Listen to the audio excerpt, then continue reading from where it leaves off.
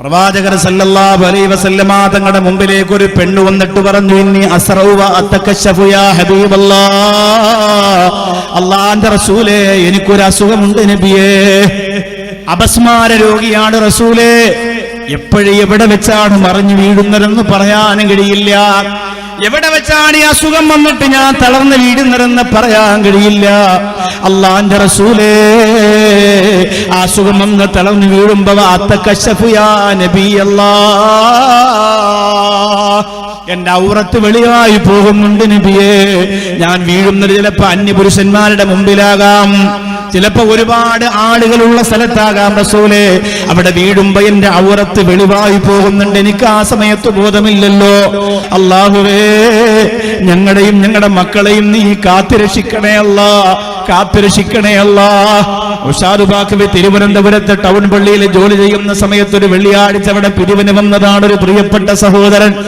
ആ സഹോദരന്റെ പേര് നൗഷാദ് എന്നായിരുന്നു. അല്ലാഹുവേ കുടുംബത്തെ പുലർത്താൻ വേണ്ടി പിരിവ് നടത്താൻ വന്നതാണ്. നോക്കുമ്പോ ഒരു ശാരീരികമായ പ്രശ്നങ്ങളൊന്നുമില്ല, ചെറിയ ഒരു വൈകല്യമുള്ളതുപോലെ തോന്നുന്നു എന്നതല്ലാതെ വേറെ കുഴപ്പങ്ങളൊന്നുമില്ല. എന്തേ ഇങ്ങനെ പിരിവിന് നടക്കുന്നതെന്ന് ചോദിച്ചപ്പോ അല്ലാഹുവേ തന്റെ പോക്കറ്റിനകത്തിരുന്നൊരു കത്തെടുത്ത് തരികയാണ്. ആ കത്തിനകത്ത് എഴുതിയിരിക്കുന്നത് ആ പൊന്നുമോന്റെ വീട്ടിലേക്ക് പോകാനുള്ള റൂട്ടാണ്. മോന്റെ ആ പിരിവിന് വന്ന നൗഷാദ് എന്ന സഹോദരന്റെ വീട്ടിലേക്ക് മടങ്ങിപ്പോകാനുള്ള റൂട്ട് എഴുതിയിരിക്കുകയാണ്. ഞാൻ ചോദിച്ചെന്തിനാണ് ഇതിനകത്ത് ഇത് എഴുതിയിരിക്കുന്നത്, നിനക്ക് നിന്റെ വീട്ടിലേക്ക് പോകാൻ അറിയില്ലേ?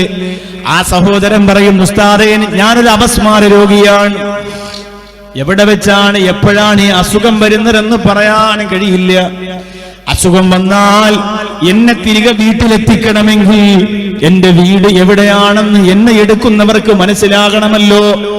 ഞാൻ ഏതെങ്കിലും പള്ളിയിൽ പിരിവിനായിരിക്കുമല്ലോ, അതുകൊണ്ട് എന്നെ എന്റെ വീട്ടിലെത്തിക്കാനുള്ള രേഖയാണ് വരച്ച് ഉമ്മ തന്നു വിട്ടതെന്ന് പറയുമ്പോ അല്ലാഹുവേ ആ സുഖത്തെ തൊട്ട് ഞങ്ങളെയും ഞങ്ങളുടെ കുടുംബത്തെയും നീ കാക്കണേ അല്ലാ.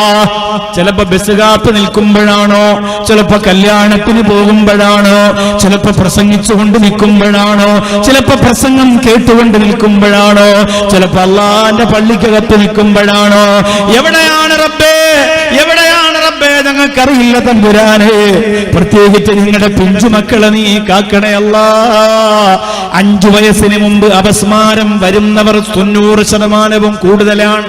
ചെറിയ പ്രായത്തിൽ നമുക്കൊക്കെ പനി കൂടുമ്പോ ആ സുഖം വരലുണ്ട്. പക്ഷേ 5 വയസ്സ് കഴിഞ്ഞതിന് ശേഷം ആർക്കെങ്കിലും വന്നിട്ടുണ്ടെങ്കിൽ പിന്നെ അത് ജീവിതാവസാനം വരെ കൂടെ കാണും, പിന്നെ അത് മാറൂല, പിന്നെ അത് മരണവുമായിട്ടല്ലാതെ മാറൂല.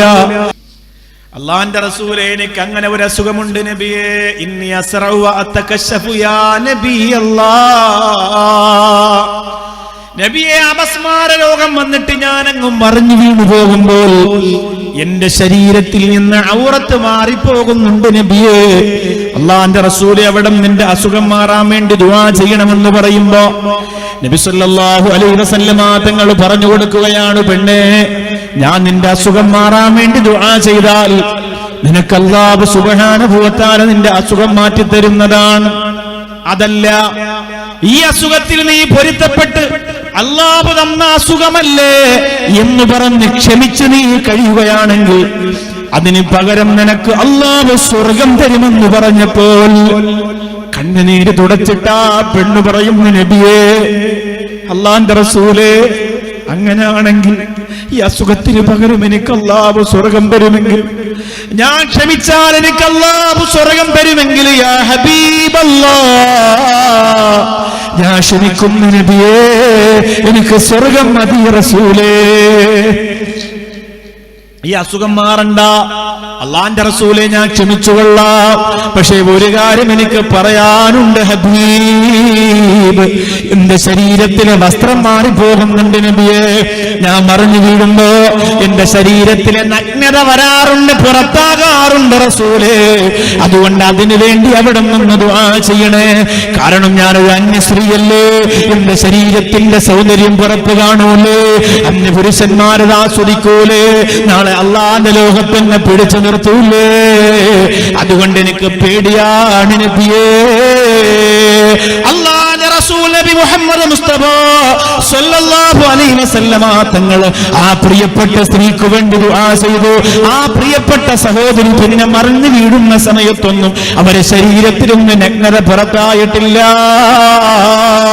എന്റെ പൊന്നുമോളെ, ബീച്ചിലും പാർക്കിലും അന്യപുരുഷന്മാരുടെ മൊബൈലിലൂടെ ടിക്ടോക്കിലുമല്ല തന്റെ ശരീരത്തിന്റെ വടിവും ഒടിവും പുറത്തു കാണിക്കുന്ന പൊന്നുമോളെ, നിനക്കുള്ള അപസ്മാരം പോയിട്ട് ഒരു ചെറിയ തലവേദന പോലും തന്നിട്ടില്ലല്ലോ പൊന്നുമോളെ. എല്ലാ സഹോദരിമാരെയും ഞാൻ കുറ്റപ്പെടുത്തുന്നതല്ല, എല്ലാ പെങ്ങന്മാരെയും ഞാൻ തേജോവരം ചെയ്യുന്നതല്ല. പളുങ്കുപോലെ ഈമാനോടെ നൂറുകണക്കിന് മക്ബറകളും മക്കാമുകളും പരിശുദ്ധമായ പള്ളികളും ആത്മീയമായ സരസ്സുകളും കൊണ്ട് പുളകം കൊണ്ട് കാസർഗോഡിന്റെ മണ്ണില് ആത്മീയതയുടെ ചിറക് വിടത്തിയിട്ട് അല്ലാഹുവിന്റെ പൊരുത്തത്തിലേക്ക് ഒരു ഹറാമ് കാണാറ്, ഒരു ഹറാമ് കേൾക്കാറ്, ഒരു ഹറാമ് പറയാറ്, ഒരു ഹറാമ് ചെയ്യാറ്, ഒരു ഹറാമിലേക്ക് നടക്കാറ്, ഒരു ഹറാമിനെ കുറിച്ച് ചിന്തിക്കാറ് പളുങ്കുപോലെ ജീവിക്കുന്ന എത്രയോ സഹോദരിമാരുണ്ട് കാസർഗോഡ്. എന്നാലും അതിന് അപമാനമായി ജീവിക്കുന്നവരില്ലേ, അതിന് അപമാനമായി ജീവിക്കുന്നവരില്ലേ? അവരോടാ പറയുന്നത്, മടങ്ങി വാ മോളെ, മടങ്ങി വാ മോളെ, മടങ്ങി വാ മോളെ. അല്ലാഹുവിന്റെ റസൂലിന്റെ കരളിന്റെ കഷണമായ ഫാത്തിമത്തു സഹ്റ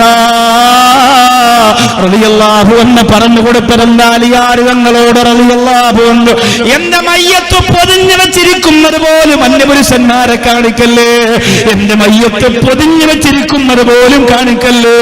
അല്ലാഹുവേ, അല്ലാഹുവേ, ഏത് കാലഘട്ടത്തിലാണ് റബ്ബേ ഞാൻ ഈ പറയുന്നത്? എന്റെ പാരാവാരം തോരക്കാമിന്റെ ചുറ്റുവട്ടത്ത് അത്ഭുതം തീർത്തൊരുമിച്ചു കൂടിയ എന്റെ പ്രിയപ്പെട്ട സഹോദരിമാർക്കൊരു പരിവർത്തനത്തിന്റെ പടപ്പാട്ടുപാടി ഈ മഹാനവകാവിന്റെ പരിസരത്തിൽ നിന്ന് പോകാനുള്ള ഭാഗ്യം കൊടുക്കണേ റബ്ബേ. നാളെ പരലോകത്ത് കടന്നു ചെല്ലുമ്പോ അല്ലാഹുവിന്റെ ജന്നാത്തിന്റെ ഈ മിഞ്ഞുന്ന തടസ്സം പറയാറ് അവരെ കടത്തിവിടുന്ന പെണ്ണാക്കി മാറ്റണമല്ലോ. അല്ലാഹുവിന്റെ റസൂൽ പറഞ്ഞല്ലോ, വതഫഖഹു വലാ തമൂതു ജുഹാലാ. നീ അറിവുള്ളവളാകണേ, നീ ഇൽമുള്ളവളാകണേ, നീ ബോധമുള്ളവളാകണേ, നീ വിവരം കെട്ടവളായി ചത്തൊടുങ്ങല്ലേ, അറിവില്ലാത്തവരായി മരിച്ചു പോവല്ലേ, ഈമാനും അറിവും അതവുമില്ലാത്തവളായി അല്ലാഹുവിന്റെ ഇഷ്ടവും പൊരുത്തവുമില്ലാത്തവളായി ഒരിക്കലും നീ നഷ്ടപ്പെട്ടു പോവല്ലേ എന്ന് ലോകത്തോട് വിളിച്ചു പറയുകയാണ്. എപ്പോഴും നമ്മൾ അറിവിന് വേണ്ടി ദാഹിക്കണം. ചെറിയ മക്കൾക്കും വലിയ മക്കൾക്കും ഒക്കെ ഇൽമിങ്ങനെ പറഞ്ഞു കൊടുക്കാനുള്ള അവസ്ഥകൾ ഉണ്ടാക്കിയെടുക്കണം.